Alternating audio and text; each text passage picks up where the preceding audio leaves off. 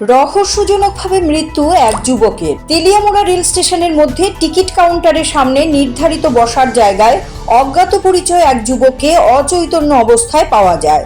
ঘটনাটি প্রত্যক্ষ করতে পেরে অগ্নি নির্বাপক দপ্তরের কর্মীদের খবর দেওয়া হলে কিছুক্ষণের মধ্যেই তারা ঘটনাস্থলে এসে ওই যুবককে মহকুমা হাসপাতালে নিয়ে যায়।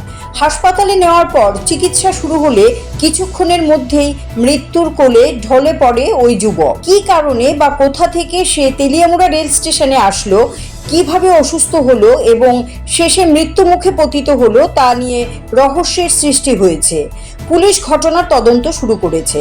বর্তমানে দেহটি রয়েছে তেলিয়ামুড়া মহকুমা হাসপাতালের মর্গে। ওই বাবলে ফোন করছিলাম, হ্যাঁ, এবারে ওই ট্রেন স্টেশন গিয়া পড়ে সেম নই হ্যাঁ লোয়েন চার কোন জায়গায় পড়ে রয়েছে? এটা ওই Teliamura train station, rail station. Teliamura. নামটা নামটা আমার হ্যাঁ তো কথা কইতার না।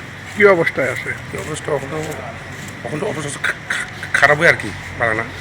নামটা কোনো কিছু না, জানা নামটা কইতার না। কেটা খবর দিছে আপনি? খবর তো Siri TV, channel for news and entertainment.